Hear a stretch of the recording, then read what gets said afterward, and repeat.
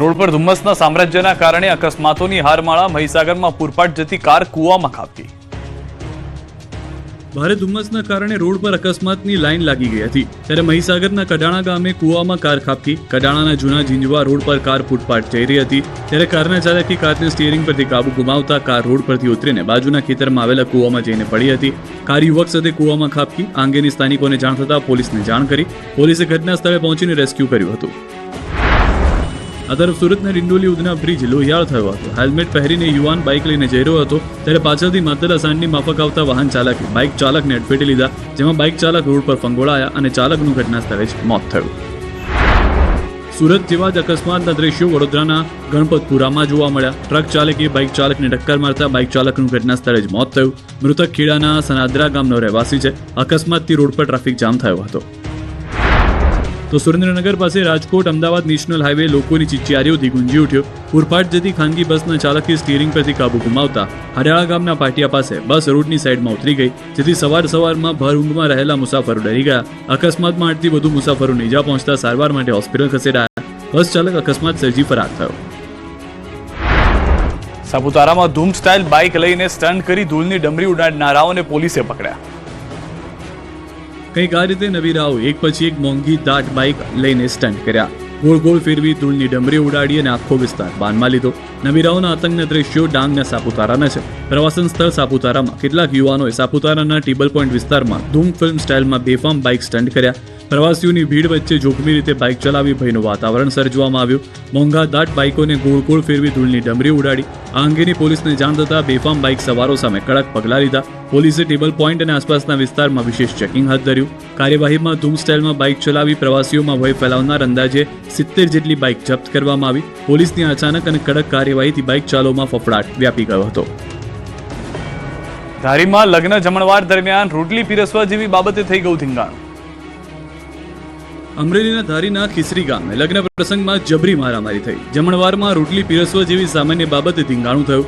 જાનૈયા અને માંડવિયા વચ્ચે શરૂ થયું ધીંગાણું. અમરેલીના ચક્કરગઢ ગામેથી જાન આવી હતી, ત્યારે ખીસરી ગામે એક તરફ માંડવા નીચે ચાલી રહ્યું હતું જમણવાર. દરેક વ્યક્તિઓને ભોજન પીરસવામાં આવતું હતું, ત્યારે જ રોટલી આપવાની બાબતે રકઝક થઈ. સામાન્ય વાતે હદ ઉગ્ર બની ગઈ હતી અને મહેમાનો ઉશ્કેરાઈ ગયા હતા. બંને પક્ષના લોકો આમને સામને આવી ગયા. કોઈના હાથમાં દંડા તો કોઈના હાથમાં જાડની મોટી ડાળીઓ. એકબીજાને મારવા માટે આતુર બનેલા બંને પક્ષના લોકો ક્રોધાવેશમાં જોવા મળ્યા. એકબીજાનો જીવ લેવા તત્પર બનેલા બંને પક્ષના લોકો માંડવાથી લઈ ગામના ચોક સુધી પહોંચી ગયા અને એકબીજા પર હુમલો કરવા લાગ્યા. જોકે લગ્નનો માહોલ તો લોકોના મન પરથી વિસરાઈ ચૂક્યો હતો, પરંતુ એકબીજાને મારવા માટે લોકો એકઠા થઈ ગયા હતા. આ દ્રશ્યો ન ફક્ત લગ્નમાં આવનાર મહેમાનોને પરંતુ ગામના અન્ય લોકોમાં પણ કુતૂહલ સર્જાવી દીધું. જોકે ગામના ચોકમાં શરૂ થયેલી આ ધમાચકડીએ આખા ગામમાં ખળભળાટ મચાવી દીધો અને એવું ધીંગાણું સર્જી દીધું કે પોલીસે પણ વાયુવેગે આવવું પડ્યું. લાકડી અને પાઇપ વડે એકબીજા પર હુમલો કરતા બંને પક્ષો 15 જેટલા લોકો ઇજાગ્રસ્ત થયા. મહુધાનું મીનાવાડા ગામ લગ્ન પ્રસંગ રણ મેદાનમાં ફેરવાયું. ડીજે સ્પર્ધા હિંસક બની. જાનૈયાઓ અને પોલીસ વચ્ચે થઈ મારામારી. ખેડા જિલ્લાના મહુધા તાલુકાના મીનાવાડા ગામમાં ડીજે સ્પર્ધક હિંસક બની ગયા હતા. મીનાવાડામાં બે અલગ અલગ લગ્ન પ્રસંગમાં મહાલક્ષ્મી અને જય માળી નામના બે ડીજે વચ્ચે સોશિયલ મીડિયા દ્વારા 1 મહિના અગાઉથી સ્પર્ધા ચાલી રહી હતી. આ સ્પર્ધા જોવા 10,000થી વધુ લોકો એકઠા થયા, જેના કારણે વાતાવરણ તંગ બન્યું. ડીજે સંચાલકોએ પોતાના અહમ ખાતર હજારો યુવાનોને ઉશ્કેર્યા, જે અંતે સામસામે પથ્થરમારામાં પરિણમ્યું. આ ઘટનાએ કાયદો અને વ્યવસ્થાની સ્થિતિને ગંભીર રીતે જોખમમાં મૂકી. પરિસ્થિતિને કાબૂમાં લેવા પહોંચેલા પોલીસ કર્મચારીઓ પર પણ ઉશ્કેરાયેલા ટોળાએ હુમલો કર્યો. ફરજ પર તૈનાત જવાનોને ઈજા પહોંચાડી. પોલીસે વારંવાર અવાજ ધીમો કરવા અને મર્યાદા જાળવવા સૂચના આપી હતી. ડીજે સંચાલકોએ માઇકિંગ દ્વારા લોકોને ઉશ્કેરવાનું ચાલુ રાખ્યું, જેથી પોલીસે 3 લોકોની ધરપકડ કરી છે. જ્યારે ડીજે માલિકો અને ડ્રાઈવર સહિત કુલ 20 નામજોગ શખ્સો તથા 100થી વધુના ટોળા સામે રાયોટિંગ અને સરકારી ફરજમાં રૂકાવટનો ગુનો નોંધવામાં આવ્યો છે. પોલીસે 80.25 લાખનો મુદ્દામાલ જપ્ત કર્યો છે. સુરતમાં યુવકને ઢોર મારવામાં આવ્યો. 8થી 10 લોકોએ પવનસિંહ નામના યુવકને ઢોર માર માર્યો. રોડ પર દોડાવીને મારવામાં આવ્યો. મારામારીના સીસીટીવી થયા વાયરલ. મારવાનું કારણ અકબંધ છે.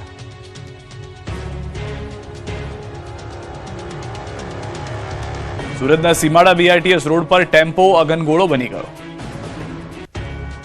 સુરત શહેરના સીમાડા વિસ્તારમાં ટેમ્પો અગનગોળો બન્યો. સીમાડા BRTS રોડ પર આવેલા બાપા સીતારામ ચોક નજીકથી પસાર થઈ રહેલો એક છોટા હાથી ટેમ્પો ચાલુ રાહે અચાનક સળગી ઉઠ્યો. ટેમ્પો જ્યારે રોડ પર દોડી રહ્યો હતો ત્યારે અચાનક તેના આગળના બોનેટમાંથી ધુમાડા નીકળવા લાગ્યા. પરિસ્થિતિ પારખી ગયેલા ડ્રાઈવરે તાત્કાલિક ટેમ્પો રસ્તાની વચ્ચે જ ઊભો રાખી દીધો અને સમય સૂચકતા વાપરી નીચે ઉતરી ગયો. જોતજોતામાં આગે વિકરાળ સ્વરૂપ ધારણ કર્યું અને આખો ટેમ્પો આગની લપેટમાં આવી ગયો. આ ઘટનાને પગલે રોડ પર અફરાતફરીનો માહોલ સર્જાયો. ટેમ્પોને સળગતો જોઈ આસપાસના લોકો અને અન્ય વાહન ચાલકો તાત્કાલિક મદદ માટે દોડી આવ્યા. આગ બરાબર BRTS રેલિંગ પાસે લાગી હોવાથી સુરક્ષાના કારણોસર BRTS બસોને થંભાવી દેવામાં આવી. મુખ્ય માર્ગ પર આગની ઘટનાને કારણે અડધા કલાકથી વધુ સમય સુધી વાહન વ્યવહાર ખોરવાયો અને વાહનોની લાંબી કતારો લાગી. જ્યારે ફાયર વિભાગે ગણતરીની મિનિટોમાં આગ પર કાબુ મેળવી લીધો. આગ એટલી ભીષણ હતી કે ટેમ્પોનો આગળનો ભાગ બળીને સંપૂર્ણ ખાખ થઈ ગયો. સુરતના કામરેજ નજીક ભંગારનું ગોડાઉન ભડકે વળ્યું, 30થી વધુ કાર ભસ્મીભૂત. સુરતના કામરેજ ટોલ પ્લાઝા નજીક આવેલા એક કબાડીના ગોડાઉનમાં ભીષણ આગ લાગી. આ ઘટનામાં વાહનોના વિવિધ પાર્ટ્સ અને ગોડાઉન બહાર પાર્ક કરેલી 30થી વધુ કાર આગની લપેટમાં આવી ગઈ. આગ એટલી વિકરાળ હતી કે જોતજોતામાં તેણે આસપાસના વિસ્તારને પણ પોતાની ઝપેટમાં લઈ લીધો. ઘટનાને પગલે આસપાસના વિસ્તારમાં નાસભાગ મચી ગઈ.